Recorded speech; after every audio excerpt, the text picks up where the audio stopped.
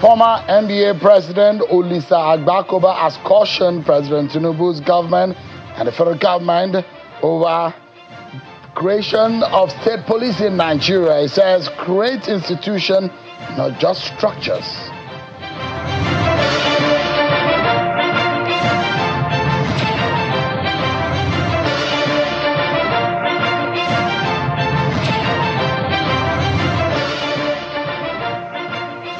There are propositions by the federal government to make drastic changes to the compulsory one-year service called the NYSC. The president has ordered immediate amendment to the NYSC law.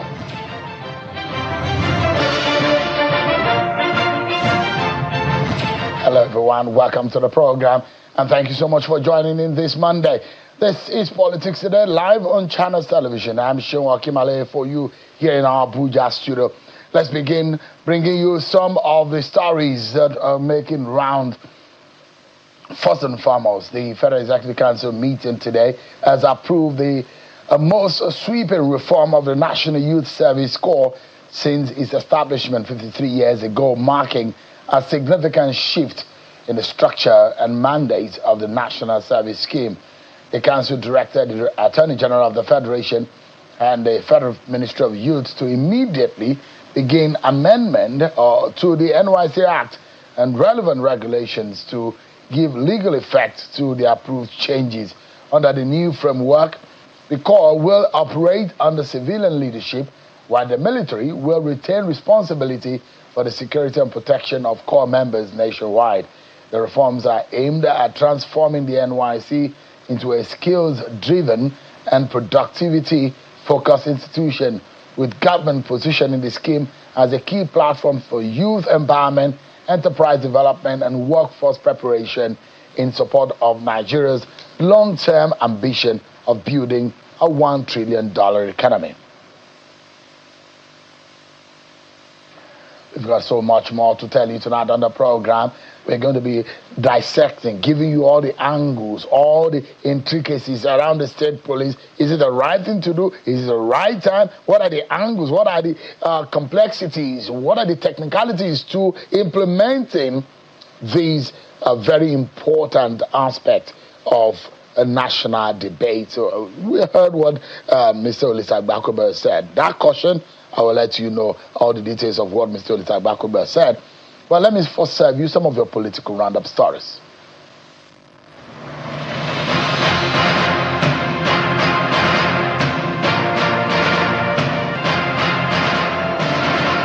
The ECOWAS Court of Justice is asking member states, judges, lawyers, and litigants to embrace the new electronic case management system, which is aimed at speeding up trials in the region.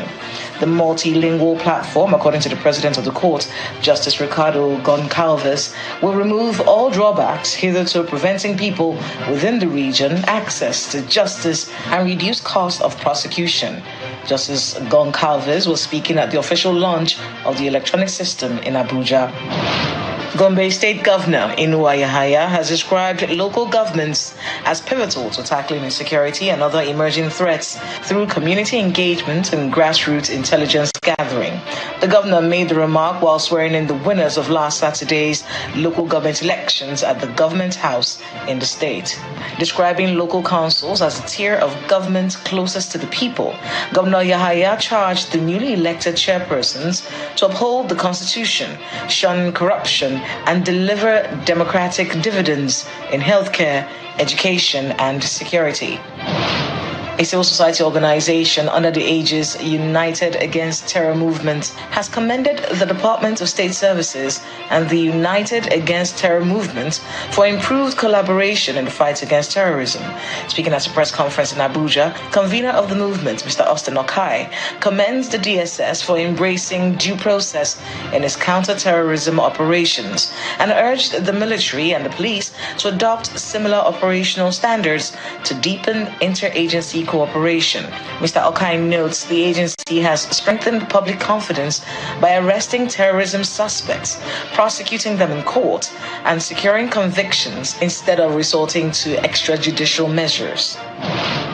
The World Institute for Peace is expressing concerns over rising political violence in Osun State and other parts of Nigeria, warning that the deteriorating security situation could degenerate into a state of emergency if security agencies fail to act decisively before the forthcoming governorship election.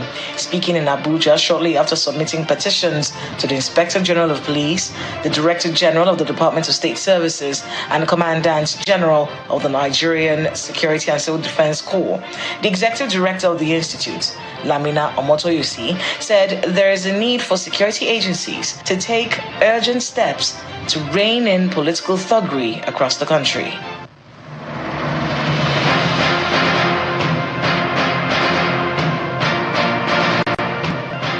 Thanks so much, everyone, for staying with us. Just before we get into our conversation tonight, over the past few days, something that I've noticed, and I wanted to thank everyone who, for some reasons, thought that it was important for us to lend our voices, and also those gallant soldiers who are on the front line, who on a daily basis, they're laying their lives down for the rest of us to survive. And that was why some time ago, I became very emotional when I saw people dying, and I saw how divided we are as a people, and how these terrorists are using all of these loopholes in our politics to divide us. And that's why at the time I muted the idea of a hashtag Unite Against Terror. I see that is something that a lot of people are talking about. But the fundamentals, the lesson and the story around it is not just out of emotion.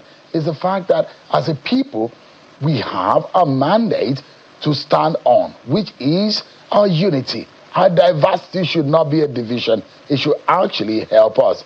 And something I've noticed over the past few days, there has been a lot of rescue.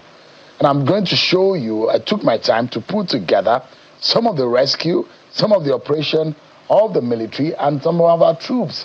And I want to salute their gallantry tonight, whatever they may be, either in the front line, in their camps, wherever they may be. Nigeria and Nigerians salute you. A lot is happening in our nation. We're embattled on all sides.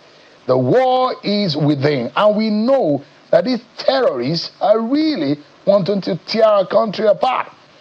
They're taking our children from our homes. Remember what happened in Oyo State. See these little children abducted. They are now being rescued. And it was important for me to put out some of this information tonight so that we have the perspective and encourage those who are the gallantry of our soldiers, our military, our police, and whatever they are doing to rescue those who have lost hope. But we need to unite against these enemies. Let me break it down for you. Over the past few days and weeks, and I'm coming from the 5th of June from Zamfara in Karanamoda, we've seen Operation Fasten Yama, intercepting suspected arms couriers, supplying terrorists, and seizing the cache of arms. And we've seen in Niger State, in Borogu, Operation Savannah Shield, arresting suspected terrorist informants. They also retrieved communication materials, intelligence items. In Borno, in Goza, the Operation Aiden Kai rescued an 8-year-old child from terrorist enclave. And if you go to Niger, almost every day on a daily basis, and I'm keeping track of all of these for you so that you can see Brogu to Borno, you will see. And significantly, we saw between the 5th and 11th June, there are multiple rescued that happened. 391 kidnapped victims rescued. Terrorists and bandits were neutralized. Arms recovered. 391 people rescued. You will imagine how many people are in the terrorist camp. Arms, ammunition, raided money, motorcycles stolen, and Borno, Goza, Mandara forest area. Operation Aiden Kai rescued abducted children from insurgent enclave, 3 of them. And we see this happening over and over. About 398 victims from the time I started tracking up until today. Several arms and ammunition that are being recovered. The war is not over. We should not just jump up just yet and start clapping, but the fact remains that we cannot be in despair. We've got to unite. We've got to stand up as a people, clap for the gallantry of our soldiers and those guys who are in the front line and doing the jobs. So tonight, on behalf of all Nigerians, our soldiers, our DSS, our police, our intelligence officer, I salute you tonight. And we say, bring back all of those that have been captured, those that have been abducted from Borno State to Oyo State in Ogbomoso, and let us unite against these terrorists. We don't care what these politicians say or what they do. We cannot be divided by their antics. What we need to do as a people is to join our voices and ensure our nation is one. I'll keep tracking for you and to see that one day, if you lose someone or you have someone in the terrorist camp, they are brought back safe and sound. Let me continue to tell you some of the stories that we're monitoring for you. The Minister of Defense has held a closed-door meeting with key stakeholders in Nigeria's oil and gas industry as part of renewed efforts to strengthen security in the Niger Delta. The high-level engagement, described as the minister's first since assuming office, brings together senior security chiefs, industry regulators, international and indigenous oil companies, as well as representatives of oil-producing host communities. According to the Ministry of Defense, the meeting was convened on the directive of President Bola Tinubu to develop a coordinated strategy for improving security across the region, protecting critical energy infrastructure, boosting crude oil production, and fostering greater collaboration among government, security agencies, industry operators, and local communities. The minister was speaking about his agenda and his mission to the Niger Delta. Take a listen. For the security forces, for the stakeholders, the oil and gas companies, the communities, we want to have a seamless operation within the Niger Delta area. We know challenges will continue to occur. We have individually and I'm sure collectively visited other countries where they also have oil and gas, and we have seen how they operated or how they've been operating. And why can't we be like that? So for us, I think it's an opportunity also for us to clearly bring out those points that we think that still mitigating into our effectiveness, so that we can look at it. All of us as Nigerians, because this is our country, whatever we're doing is to make the country better. Minister of Defense, General Musa.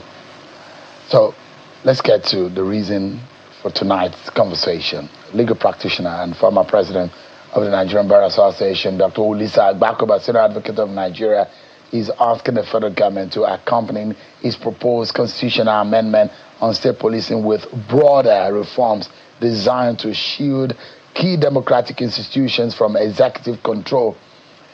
In a submission following President Bola Tinubu's transmission of the state police bill to the National Assembly, Dr. Agbakoba described the move to establish state police as a significant step forward, strengthening public security. However, he cautioned that devolving policing powers without constitutional safeguards could replicate the challenges that have weakened state electoral commissions and local governments. He was warning that institutions lacking genuine independence are vulnerable to political interference and executive capture. Dr. Agbakoba called for the adoption of constitutional protections similar to those in South Africa, where institutions supporting democracy enjoy guaranteed independence, secure tenure, and financial autonomy. He proposed that agencies including the police, INEC, the EFCC, the ICPC, the Central Bank, the National Judicial Council, and other constitutional bodies be insulated from executive influence through reforms that make them accountable to the legislature rather than the executive. The Senior Advocate of Nigeria also recommended a shared appointment and removal process for state police leadership involving the Police Service Commission, governors, and state assemblies, arguing that such constitutional checks would prevent abuse of power and ensure that the proposed state policing framework strengthens rather than undermines Nigeria's democratic institutions. And so tonight, the worsening insecurity situation gets our attention and is bringing the debate over state police to the forefront as lawmakers considering constitutional reforms that could fundamentally reshape the country's policing architecture. Supporters argue that decentralizing law enforcement will strengthen intelligence gathering, improve response times, and bring security closer to the people, while critics are warning that without strong constitutional safeguards, state police could become vulnerable to political interference and abuse. But beyond creating another layer of policing, is state police truly the answer to Nigeria's security crisis, or does the country need a broader overhaul of its intelligence, criminal justice, and security governance system? One of the most widely authored persons in Nigeria on the subject of state police is my guest tonight. He's examining for us the legal, the constitutional, and operational dimensions of this critical national conversation. Dr. Charles Omole, he's a lawyer, the security policy expert, and director general of the Institute for Police and Security Policy Research. He's written and authored books about state policing concept, securing the nation, and of course, how intelligence can be useful for securing a nation as Nigeria. Dr. Charles Omole, it's a pleasure having you join us on the program tonight. Thanks for having me again. Thank you so much, indeed. I've been looking for this opportunity to get you on the program.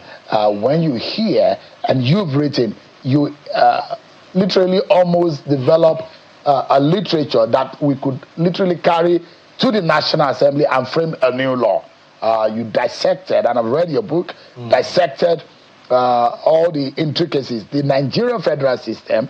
You made comparison also. You look at the challenges of our security architecture, and you propose a lot of solutions and what we need to do. But when you heard that the executive, through an executive bill, was proposing to the National Assembly, not the National Assembly's bill this time around, it's the executive that proposed about 40-something page of a bill to amend constitutional aspect of our constitution on state police. What came to your mind? How did you receive it? What was the first thing on your mind when you heard it? Well, thanks for having me. Now, the executive bill is actually not a bad way to frame the constitutional changes needed. I think what maybe a lot of people had concerns with is what preceded it. For example, if you look at the tax law changes, there was a technical team headed by Taiwo Oyedele who did the widest consultation. On the basis of those consultations, executive bills were now produced and sent to the National Assembly. The challenge with the state police is that has not been replicated. So the question becomes, who contributed to the executive bill? How widely did they consult? And in my space, somebody in my position, I've not even seen the bill, for example.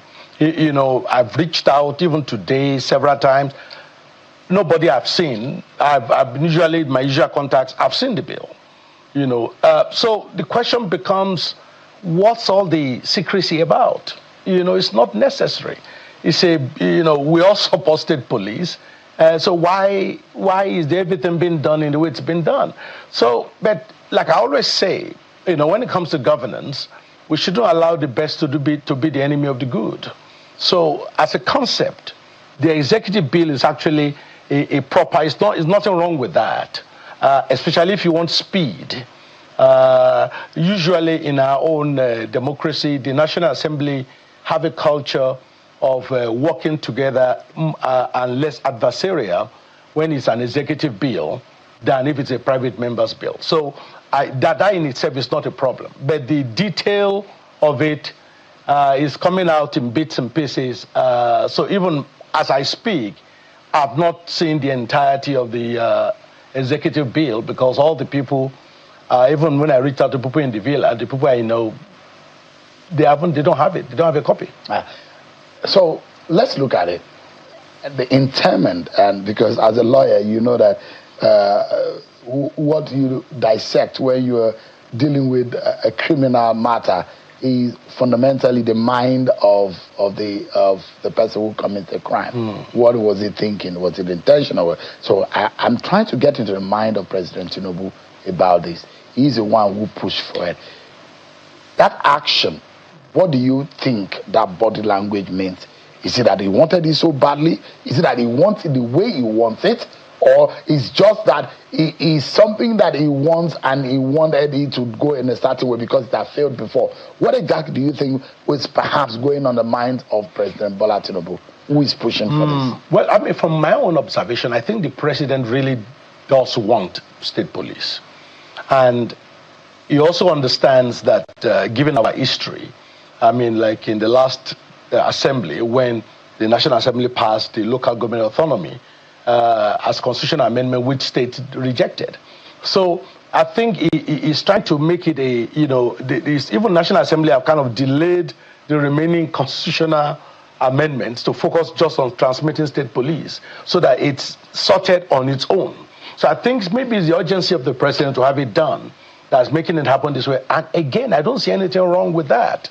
But what I think really is, and this again is my concern, and it's not a criticism at all, it just shows that there are lots of technicality, and as we go, I'll mention some of them, nuances, which is what led to Dr. Olisa Agbakoba's comment. Many people just think what we need is just divide the Nigeria police force as we have it now into states, and then we have state police. It's not that simple. There are lots of complexities around it. There are a lot of technicalities, which if we don't take into account, we are going to be in trouble. So that, I think, is what we mean. And what part of what will have given people assurance, for example, is a technical team like the Taiwo Idele Technical Presidential Team. There's people are saying, okay, there's some experts, at least, shaping the implementation. Right now, nobody knows who is the one driving it, apart from the president himself. Who is the lead? Who are the technical brains putting this forward? We don't know. And I think that's why lots of people are raising germane concerns, which clearly needs to be addressed. Let's backtrack a bit. And you see the transition between the last IG Kade Egbetokun and Mr. Diso. There are those who believe that over the years that anyone trained in the Nigerian police force is trained to be a federal police person. And as such, averagely, you don't see a police officer in Nigeria wanting a devolution of the police system. And what we heard in part was as though the president was asking Kade Egbetokun to institute state police. Maybe it was not fast enough. And Tunji Disu showed that he could get it. And that's why perhaps when we saw Mr. Disu assume office, the very first task that he took on was to set up a committee on drafting a framework for state policing. So that tells us something that this president wanted state police. The question is that maybe he's not going in the right way or the right manner, or he's not handling it in the way, or he's too hurried to make it happen, or he's under pressure because of the insecurity situation.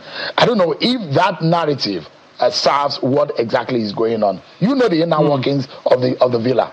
Well, you see, the thing is, I mean, it is true that the top echelon of Nigeria police force have always been against state police. Even right now, with the distinction of Disu himself as IGP, who clearly is in support. But I can't say the same for lots of his subordinates in terms of the senior team. So that's a challenge that even he will be under pressure, by his own constituency about state policing. And some of these, if you are into change management, some of these objections or resistance could just be because a lot of information is not out there yet. So people could be afraid for their jobs. They could be afraid for so many other reasons. So there are ways this resistance to change could be managed. And that's why I'm saying that there's no collective or strategic way to manage that resistance to change from the government side. That's why I said, for example, who actually is leading in terms of government argument? For tax, you could say, okay, Taiwo Idele, call him to any meeting. He will defend and explain what's happening with tax law. Who can government put out for state police right now? Nobody. So that is the problem. So when there is no clear leadership or that can create the thought leadership needed to elucidate government's to drive agenda. Yeah. Is it the AG's office? Exactly. Is it the president's office? Is it the chief of staff office? Everybody is just the now NSA's office, exactly. or the special advisor to the president on Homeland Security? Who exactly is driving it? Who is the pivot for it? We don't know. That's part of what we know is that the governors most of them are in support. Most of which are APC governors. They are in support. They are in on it, and they wanted it. Perhaps they are also under pressure because if there is fire on your roof, why wouldn't you want an alternative or option onto how to resolve your problem? Look, the key point here is that regardless of what happens, I do not see any state having state police before the next election. So those who are driving the fact that maybe the president is doing it so that they can use it for next election, that can't happen. Why do you say so? Is it on a technical grounds or operational grounds? Both, because technicalities are just not there. You know, and also you have to remember that the lawmakers that have been making all these laws they will soon be out there doing politics.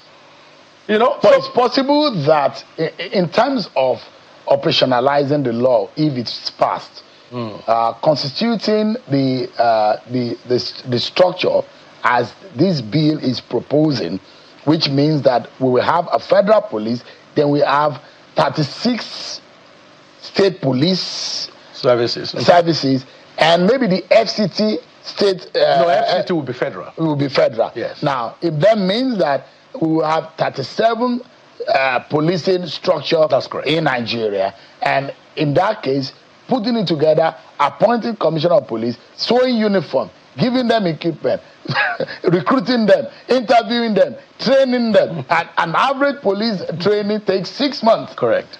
Before you train them, before you deploy them, before you operationalize them. Exactly. Elections. It's not possible. So the narrative of Tinubu wanting to use this concept to rig election is not true. Even if he does, he may not be able to do it. It's practically impossiple to do, is what I'm trying to say.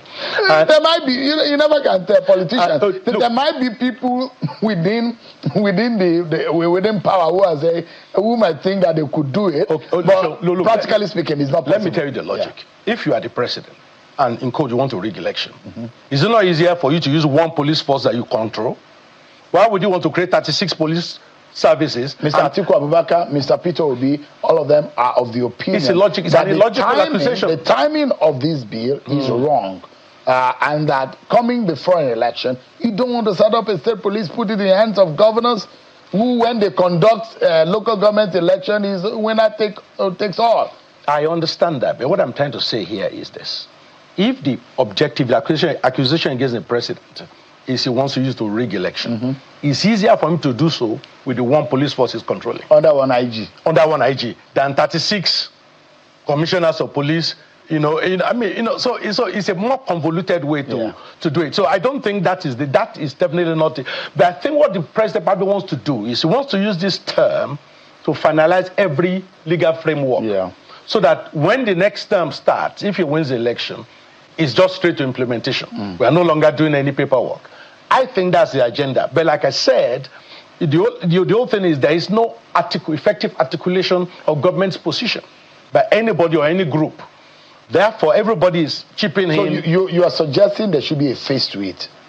Yes, definitely. In fact, one of the things I was putting together yesterday, which I can share with you later, is what I call State Policing Implementation Toolkit. Where it's okay, if you're a state, you want state police. What are they? I divided into 13 stages. What are the things you need to do? Step by step. Because this is, like I said, it's a lot more technical than just, evolving things. You can't stumble into it. You can't stumble into it. You've got to be very strategic. Another thing the president also needs to do is he needs to set up some form of reform technical team to begin to reform the current federal police. Because if we devolve policing and just replicate in the states what we have at the moment, it's not going to work. We'll go into the details of it, and I want us to analyze those areas. But there was something in one of my past interviews with you, and that keeps coming to my mind. about when you talk about reforming the present structure we have. And that's what Olusegun is warning. Absolutely. Do not be creating structure. Create institutions that are independent from manipulation and that will run our democracy rather than one person, trying to control and use the power of the state in the manner in which they like. You said something some time ago that in its real sense, the 360,000 or so police in number that we have, that the number that is actively policing is just about two quarter or a third of that. And you give an example that the people in the legal department in the Nigerian police force are not proper police. The people in the admin, they are not available. They are not available for the frontline policing, which is the number that we are counting. That's correct. HR, they are run by the trained police officers. Even their chefs. Their chefs. Even the police officer that is guarding the police officer that is guarding the other police officers. It's also counted. The drivers of the police officers, they are also trained police officers. Then I saw in the military some guys singing Fuji music, and they are trained. They are trained soldiers, and we are saying, okay, how can you go and train a soldier and give him trumpet when we need people on the front line? And you had suggested at the time that all of these departments, we do not need trained officers to run them. Correct. HR, we do not need uniformed people to run them. Admin, we do not need uniformed people. Logistics and people who go and buy fuel and diesel to run the different stations. We do not need trained officers, and that's why we are losing them. And that's why you see officers carrying bags. Because we have messenger department also in the police force. The people that also carry Oga and Madam bag all over the place. And these are some of the issues. It just came to my mind when I saw that video. Yeah, I call it civilianization of the police. And a good example I gave is the New Scotland Yard in London, the headquarters of the Metropolitan Police. Between 40 and 44% of the staff working there are not commissioned police officers. They don't do policing work. And so that's an example of how you could release. So the question, the test they pass there is, do you need to be a qualified police officer to do this task? Okay, you want to arrest somebody. The answer is yes. So a police officer has to do it. But any back office function, even forensics, all are done by non-commissioned police officers. And that's what I mean by we need to release more people for frontline policing and allow the back office to be done by vetted individuals. Because if we even recruit 500,000 new police officers today, and we expand all these back office duties, maybe after that 500,000 we'll be lucky if 250,000 are available for frontline policing. Half of them will be back in the back office, we won't see. So there's a bit of reform needed, and that's what Agbakoba is talking about. That it's not just about dividing the Nigeria police force we have today to 36 places.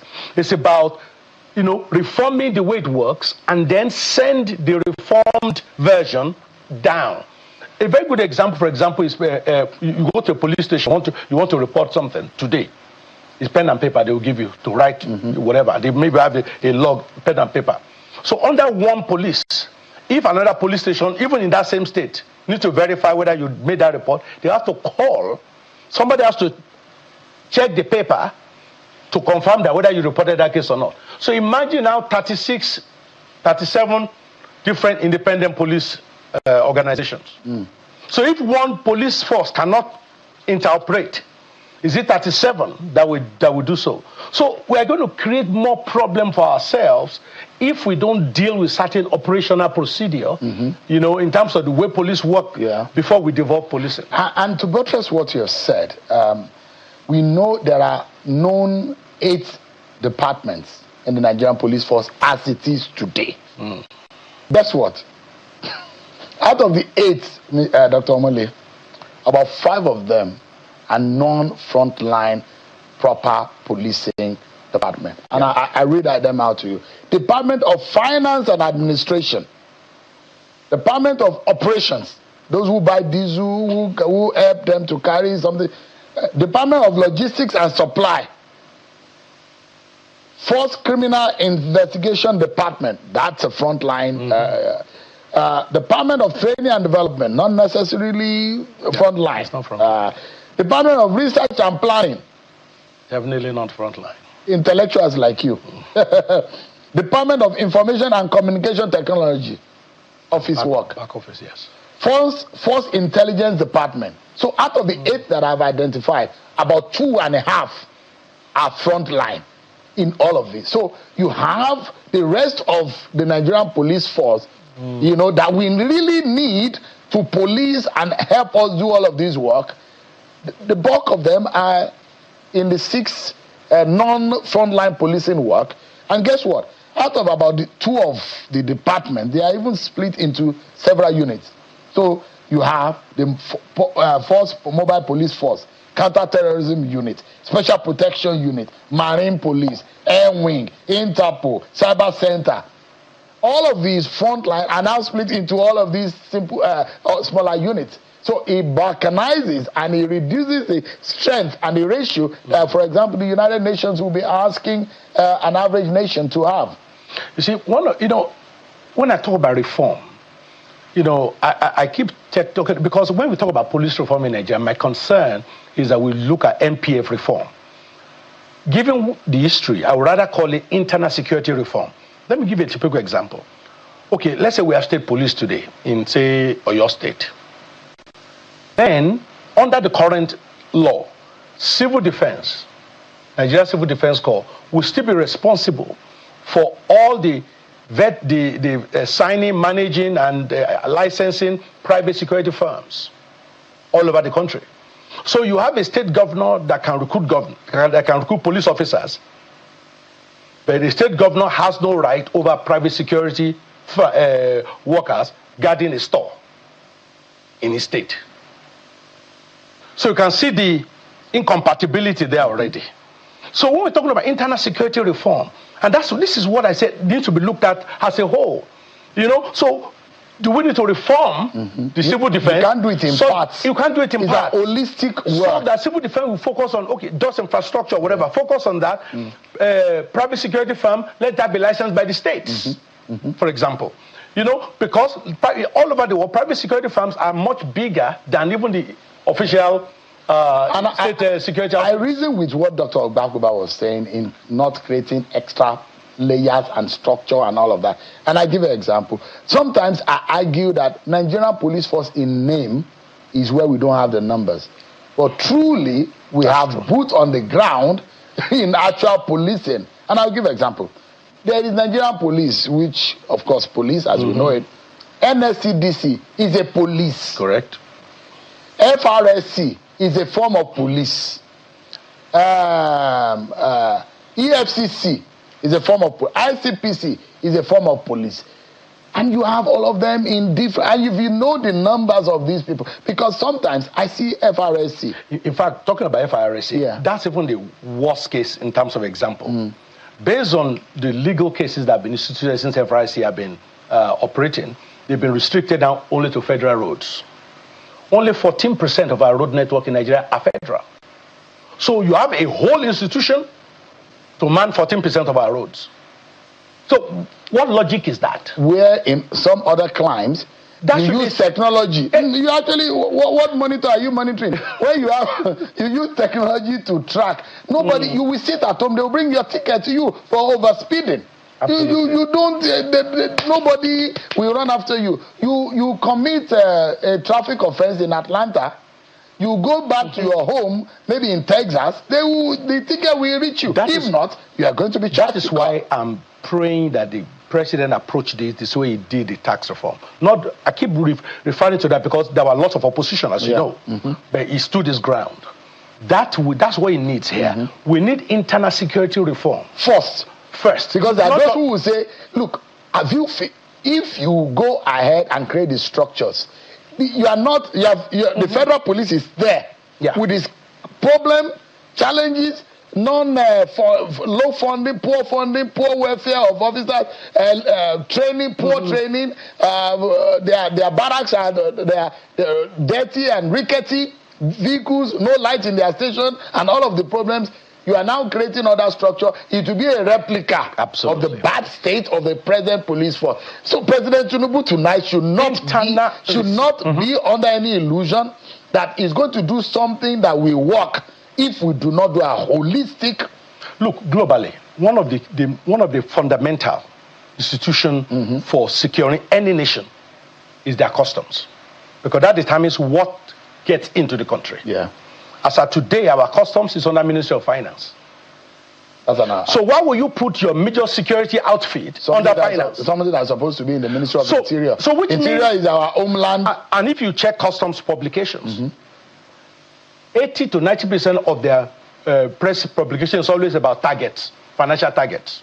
And it's not a revenue. That is an excise function. I'm not denying that. But they are primary customs. They are primary. It's a major security outfit. Yeah. So it should not be under finance. So these are the kind of challenges I'm saying that because we have a president now that has a backbone to push things through.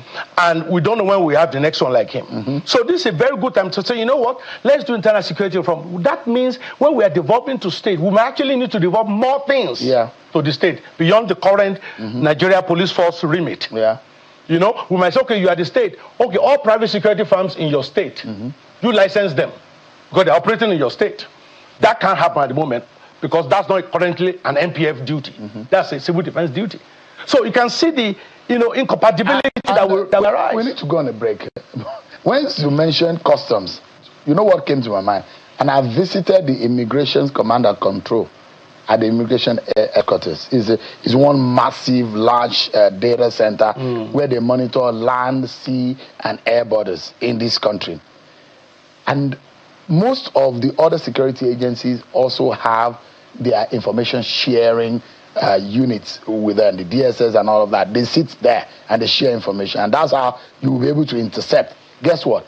Customs should be sitting there too, because custom and immigration in most countries they work together. And I think that if the president needs to break, because I don't know, I can't remember, I'm not sure it was under Obasanjo that custom was. I think it was under Yar'Adua, was it? I can't remember where custom was taken. It's an anomaly. It doesn't make practical policing sense. But let's take a break, everyone. Will state police reduce insecurity or create new centers of political power? We examine the constitutional, operational, and security implications. Dr. Charles Omole, he's got the knowledge, he's got the expertise, and he's still with me on the program. We'll be right back.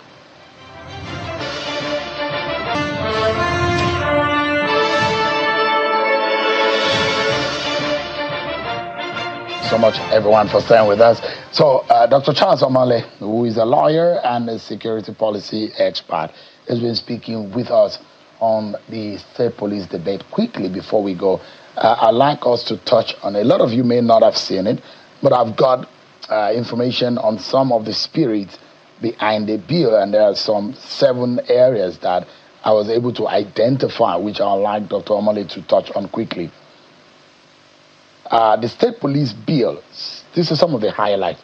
1, that governors will appoint state police commissioners. And it then means that power, it tends to differentiate between how the IGP determines who is the commissioner of police in the different states. Once there is a federal and state policing structure different from the control from the federal, state has its own, but there is a structure has been put in the bill on how governors will appoint state police.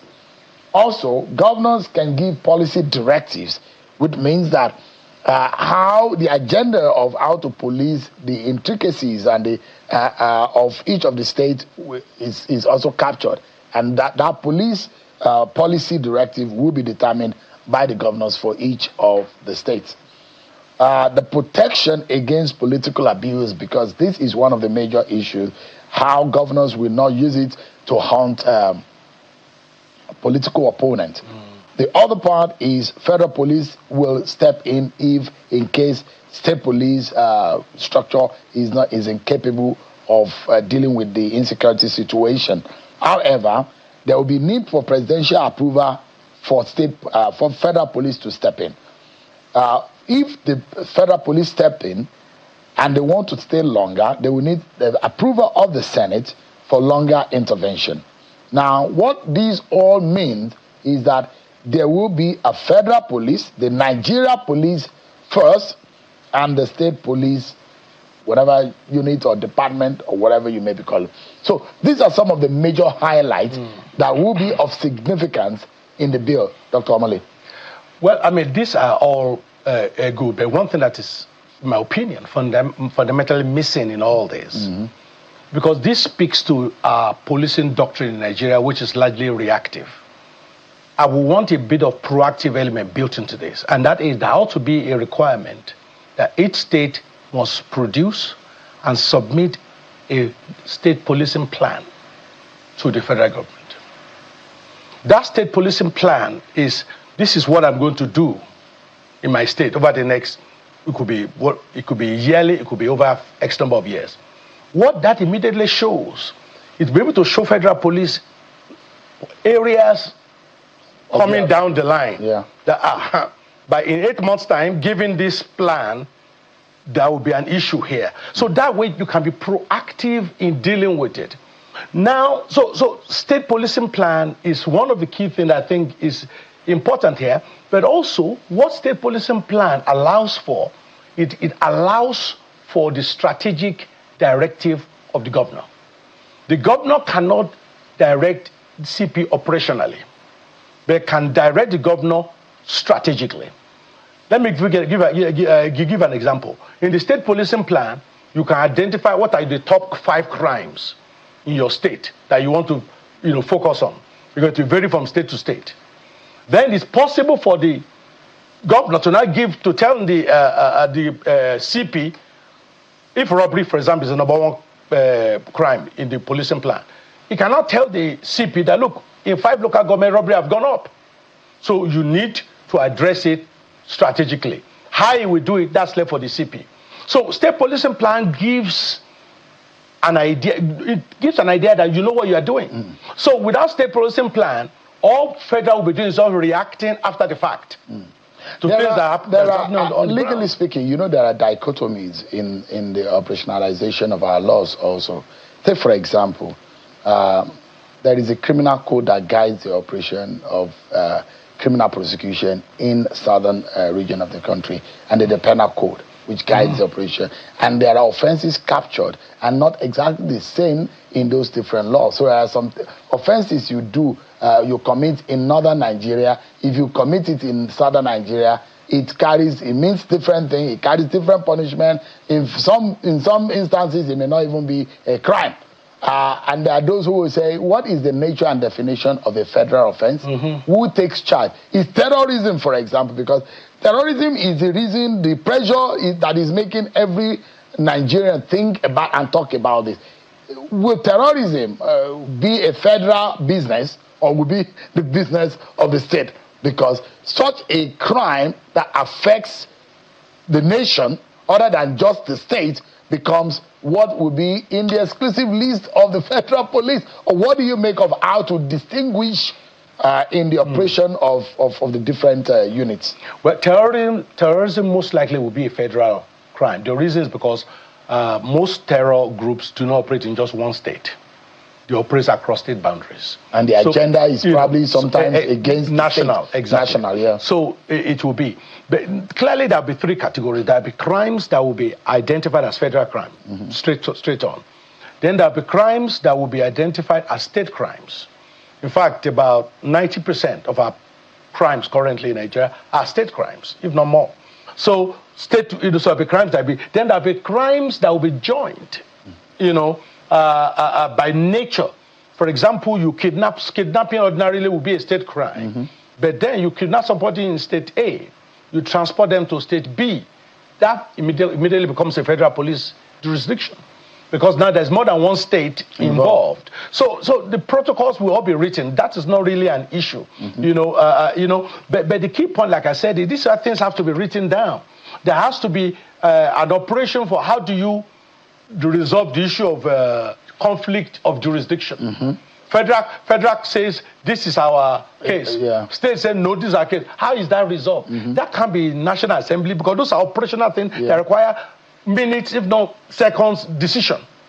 Not weeks. And you've seen where police officers and soldiers had the physicals between both different institutions. And then the other question also is, what kind of weaponry will state police be allowed to carry? Because in our First Republic, from 1960 to 1966, what we call the local native police and local government police actually were not armed with lethal weapons.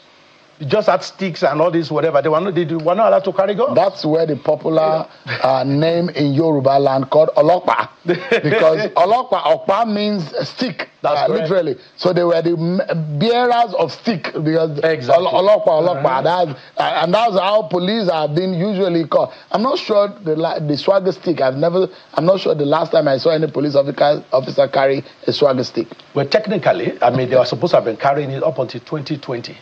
Because in 2020, that the new current police act was signed by Buhari. Prior to that, we're using the colonial police era law, which lists the kitting of officers, and one of them is the stick. A lot has to change. But if you have a final word to give to President Tinubu, because he's the one chasing it, he's the one. The National Assembly has pushed this far, but he came and took the steam off that sail. So what would you be saying to him tonight? No, very simple. Mr. President, the state policing you are doing is the right decision. It's a lot more complex than you may have been told. Just like you did with the tax bill, put together a technical team that will be speaking and addressing concerns across the board on state policing. And also, more importantly, Mr. President, be open to internal security reform. This is not just about NPF. This is, if you're talking about state policing reform, it's about every agency that performs policing function. And we know from 1976 onwards, our police have been cannibalized, the Nigerian police force. You mentioned some of them. So the question has to be, when you're not giving it back to the state, are you giving back to the state the skeleton? Or are you putting some of the meat back to give to the state? So this is internal security reform that needs to be assessed before you push it to the state. But it's definitely the right policy, it's the right time, and I think the president should be commended for that. Dr. Charles Omole is a lawyer and a security policy analyst. Thank you so much indeed. Thanks for your time. I appreciate it. Always a pleasure. Thank you. That's our show for tonight, everyone. Many thanks for watching. I'm Sean Wakimale. God bless Nigeria.